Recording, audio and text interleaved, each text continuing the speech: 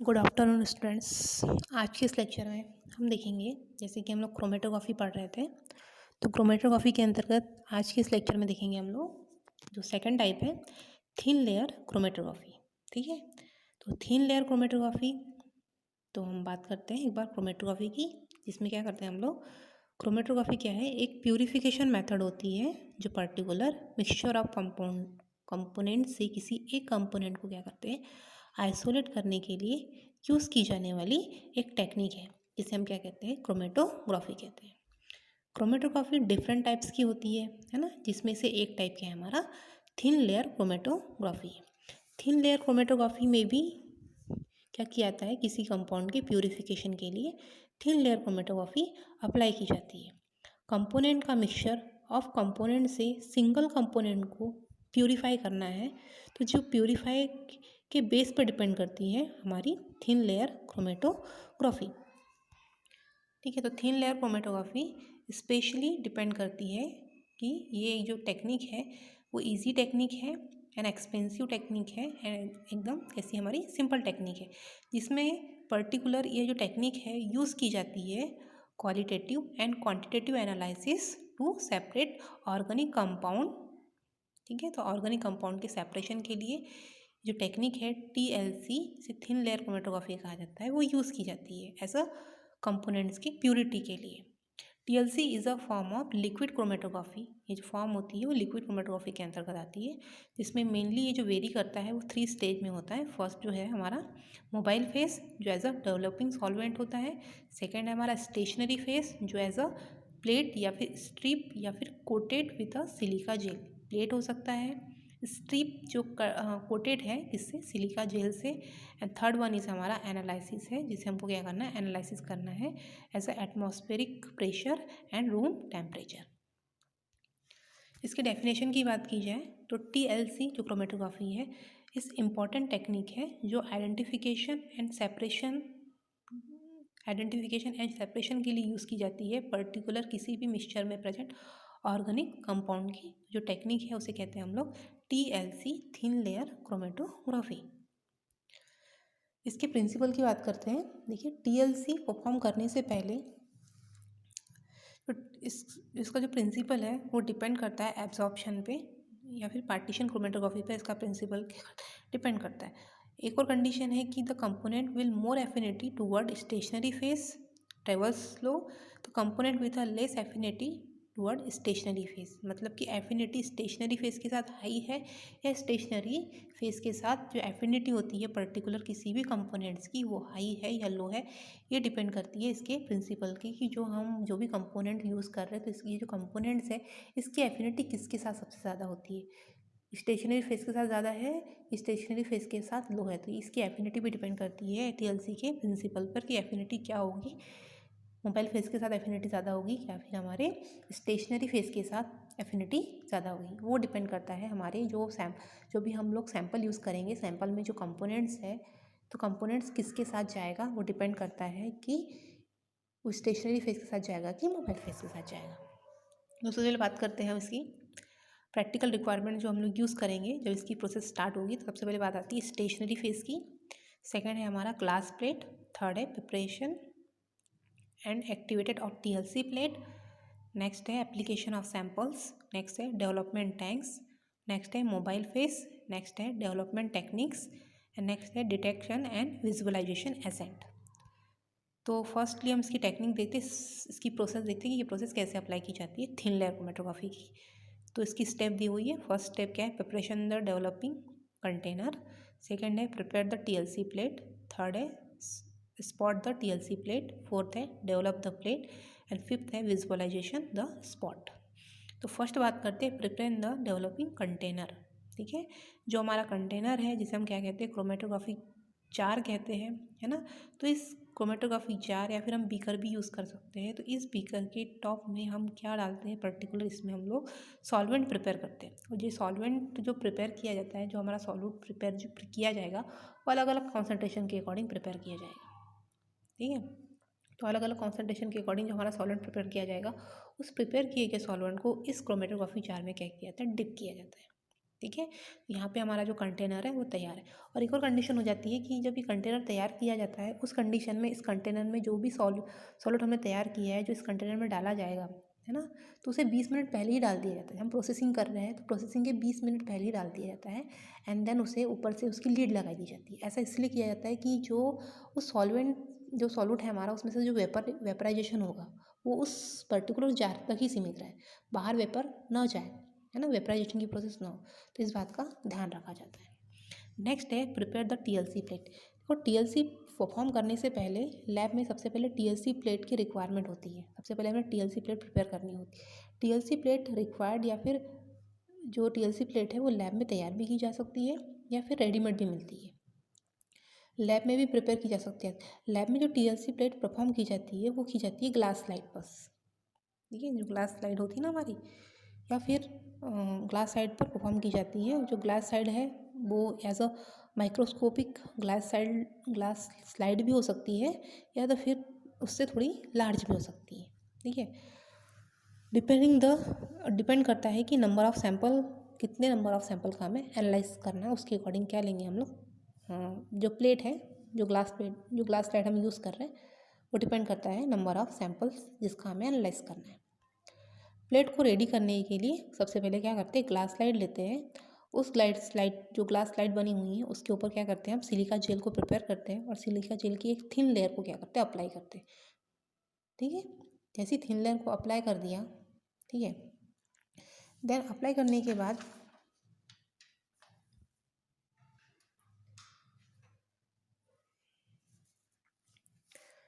मतलब TLC plate तैयार हो चुकी है, ठीक है। इस TLC प्लेट के मतलब लैब में TLC प्लेट रेडी हो चुकी है।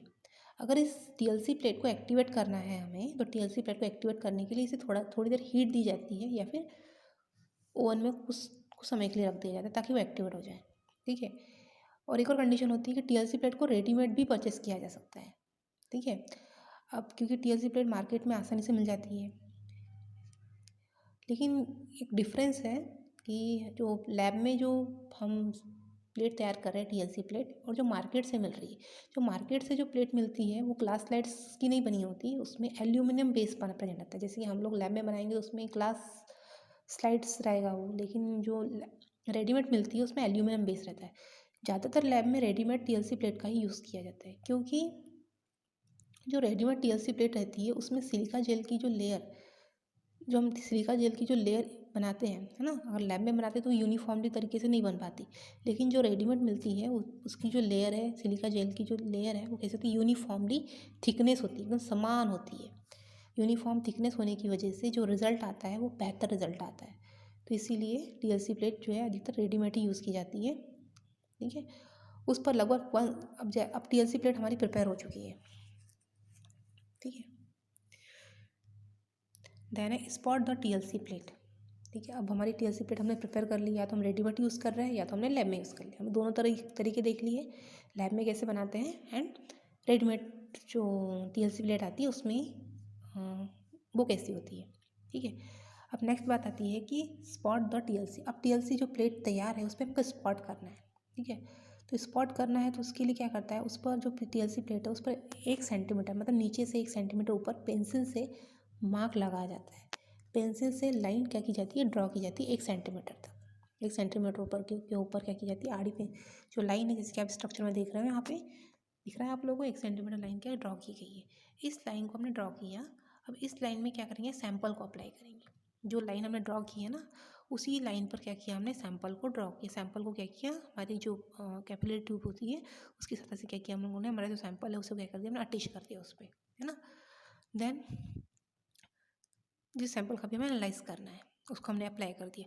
अगर कोई सैंपल एक है तो हम एक लोड करेंगे, या हो सकता है हमारे पास सैंपल 2 या 3 हो, है ना। जैसे कि यहाँ पे दिख रहे 3 सैंपल है ना स्ट्रक्चर में, तो 3 सैंपल को क्या कर देंगे हम लोग, लोड कर देंगे, ठीक है। तो ये हमारी स्पॉट वाली कंडीशन होगी कि स्पॉट हमने पर्टिकुलर उस प्लेट पर क्या कर दिया, डिप कर दिया।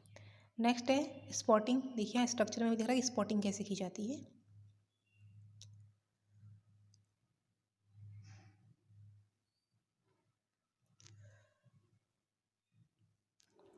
नेक्स्ट है डेवलप द प्लेट। अब हमारी TLC प्लेट स्पॉट के साथ तैयार है। अब क्या है, अब क्या करेंगे हम लोग, जो TLC प्लेट तैयार है और जो हमारा हम चैम्बर भी तैयार है हमारा ना, क्योंकि उस चैम्बर में क्या प्रेजेंट है, हमारा ऑर्गेनिक सॉल्वेंट जो हमारा प्रेजेंट है। तो उस चैम्बर में हम क्या डाल देंगे, हमारी जो TLC प्लेट है उसे हम क्या करेंगे, उसमें ट्रांसफ़र कर देंगे ऐसा। ठीक है, तो क्या होगा, जो हमारा सॉल्वेंट है वो अपवर्ड डायरेक्शन में क्या करेगा, मूवमेंट करेगा। ठीक है, अब बीकर को हम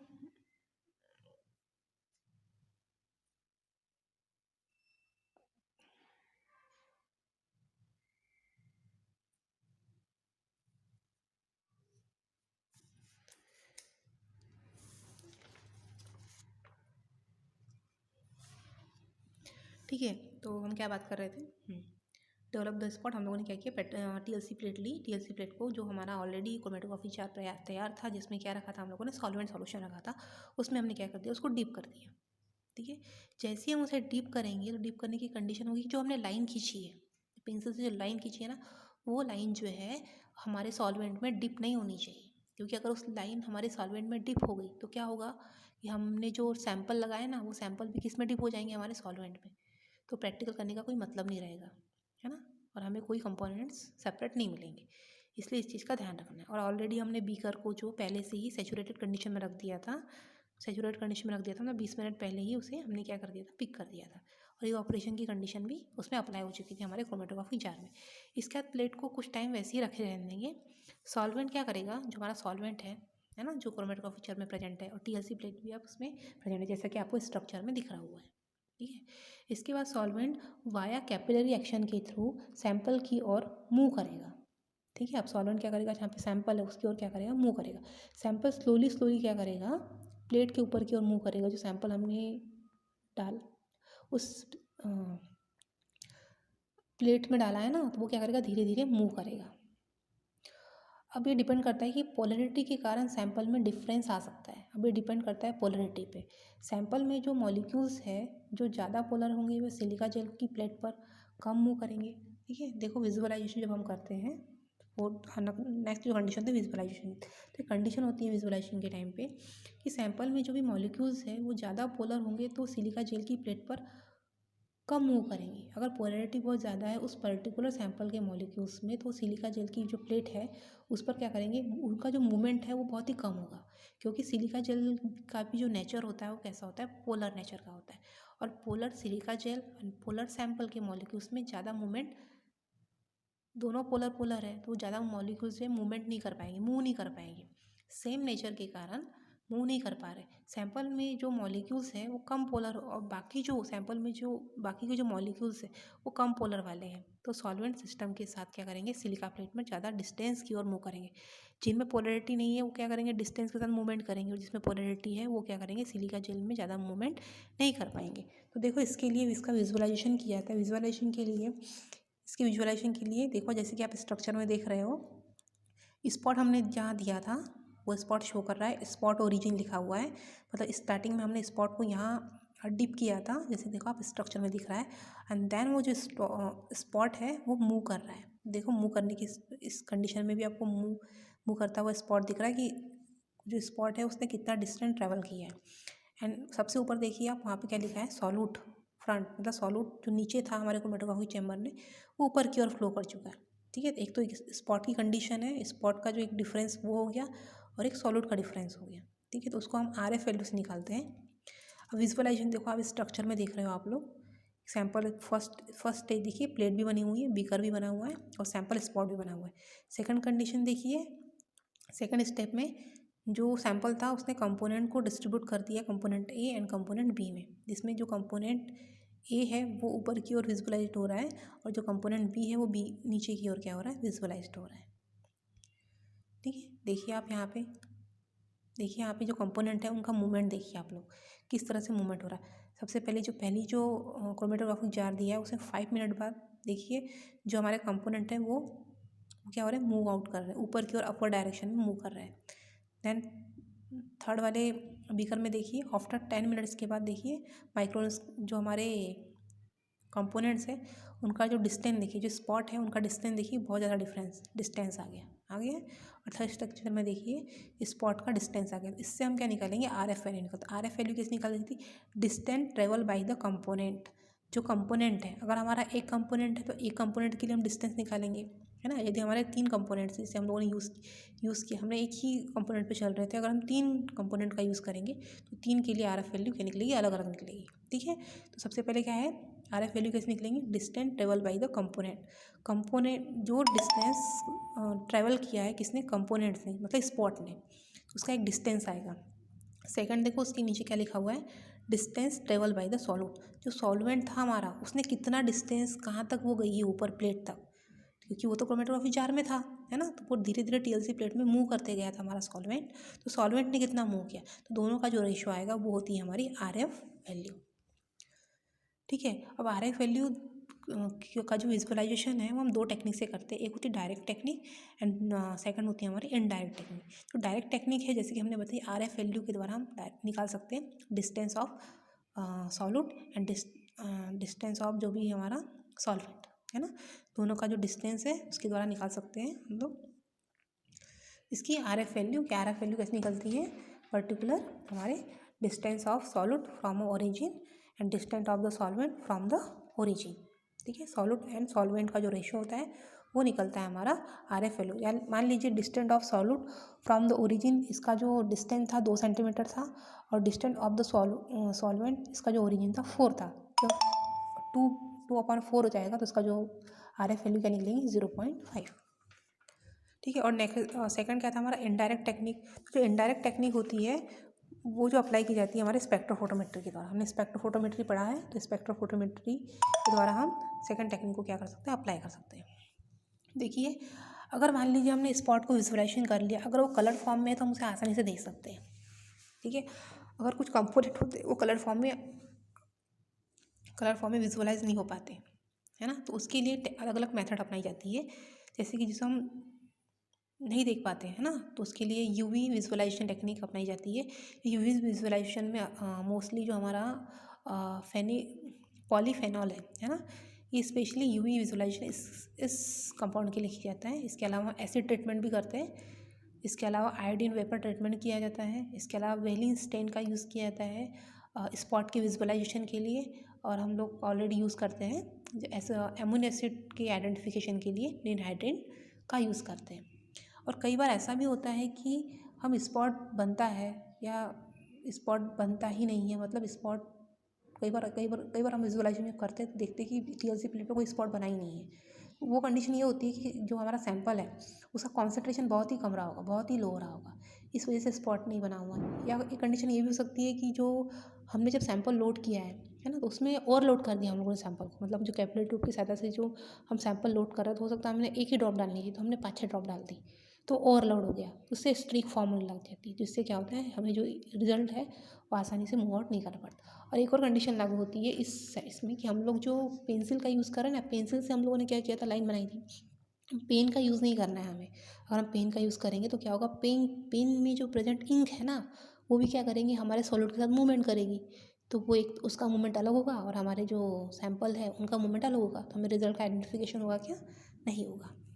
तो इस चीज़ का ध्यान रखना होता है इसमें। देखिए आर एफ वैल्यू इसमें भी निकाली हुई है, या टीएलसी देखो स्ट्रक्चर देखिए, मोबाइल फेस, ठीक है, जो हमारा सॉलिड होता है वो ऐसा मोबाइल फेस वर्क करता है, एंड जो हमारी प्लेट है वो जो है स्टेशनरी फेस वर्क कर रही है। और देखो इसमें स्पॉट भी बने हुए हैं।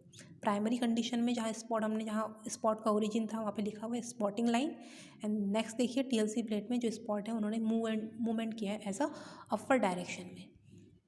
इसका यूज़ कहाँ किया जाता है टीएलसी प्लेट का, तो इसका फार्मास्यूटिकल इंडस्ट्रीज़ में एंड ड्रग इंडस्ट्रीज़ में टीएलसी प्लेट का यूज़ किया जाता है। इसके अलावा क्लिनिकल केमिस्ट्री में, है ना, इसके अलावा जो फूड एनालिसिस है वहाँ पे इसका यूज़ किया जाता है, इन्वायरमेंटल एनालिसिस में इसका यूज़ किया जाता है, एंड जितने प्रकार के भी इनऑर्गेनिक सब्सटेंस होते हैं इनके एनालिसिस के लिए टीएलसी टेक्निक्स जो है, टीएलसी जो क्रोमेटोग्राफी है वो क्या की जाती है, अप्लाई की जाती है। तो आज हमने क्या देखा, टीएलसी क्रोमेटो